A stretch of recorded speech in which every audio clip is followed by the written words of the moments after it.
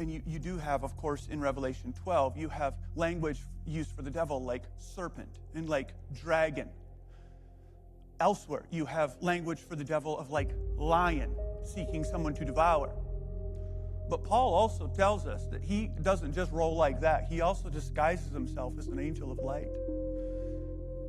And if you would permit me a little bit of creative license, I've spent a lot of time studying this text, praying about this idea. A lot of time asking myself this question: if I were him, how would I attack the church? If I were him, how would I destroy Alex Tunnicliffe? If I were him, how would I render a generation of Christians useless to the cause of God in the kingdom of Christ? And if I were him, here's what I'd do. I'd start with the youth, and I'd convince them that as long as they can get through those youthful years without going to jail or getting pregnant, that's a win. I convinced them that serving Christ and living for him will be there when they're older. I'd have them long to fit in or just wish that they did, as long as they're preoccupied with that and not Christ. I would so lower the bar of expectation among them and among their parents and among the church, such that anything gets by. And I would start them in their earliest of years along the lines of delayed obedience. You see, I don't care if you plan to obey Jesus. I don't care if you're praying about obeying Jesus. I don't care if you're collecting accountability around you such that you might one day obey Jesus. I just don't want you obeying Jesus. And as long as you're planning to start that tomorrow, I'm good.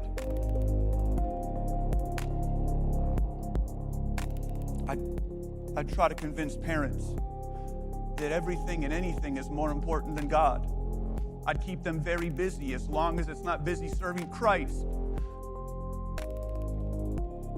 I'd convince dad that mom will pray with the kids. What he needs to do is go work so he can buy them stuff.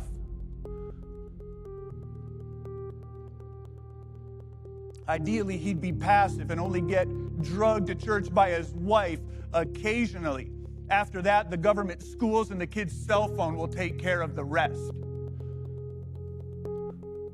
I'm not interested in attacking your children. That's not how I plan to destroy them. I will destroy your children and your children's children by destroying you.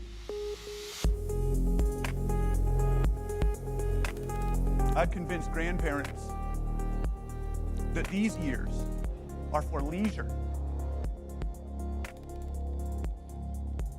and retirement, not gospel legacy. I'd have them spend their hard-earned money on everything but kingdom advancement. I'm cool with them going on cruises. I just don't want them going on mission trips. I'm cool with them hiding away with a bunch of other people their age with their same hobbies. I just don't want them pouring into the next generation. I'd have them rest on their past accomplishments for Christ rather than run really hard across the finish line. You know why I do that? Because I know the dangers to following generations of watching grandparents in their old years run hard across the line and leave a gospel legacy for their children. I understand the dangers of that. What I want is a funeral where somebody says some kind, nice Hallmark things. What I don't want is gospel legacy.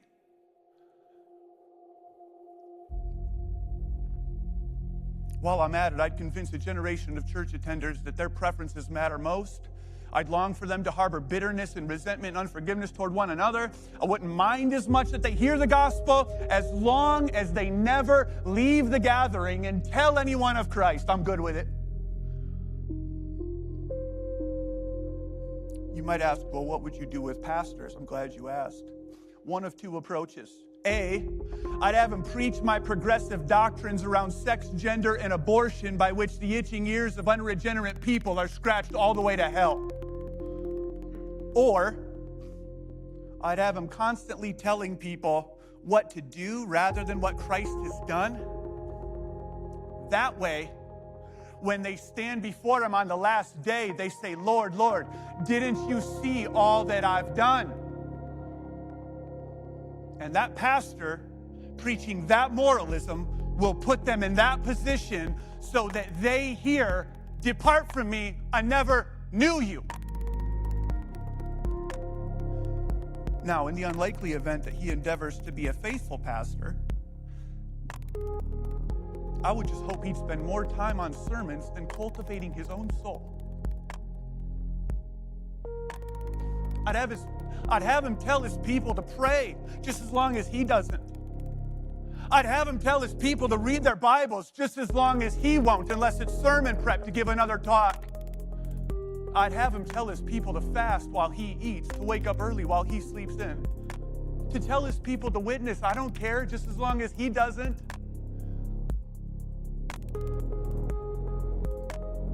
I'd have him sacrifice his family on the altar of his ministry while telling other dads to make sacrifices for theirs. I don't even mind if he gives good marriage counsel as long as he doesn't follow it, because in the end, when his marriage folds up, and it will, he's going to take a bunch of people with him. I'd have him nurse the wounds of life in ministry with the poison of secret sins, and I'll just sit back and wait. Eventually, the neglect of his soul will lead to his great downfall. And after I strike the shepherd, the sheep will scatter. Above all, I would make sure that the church never knows that it is me behind these attacks. Now that's how I would do it, church.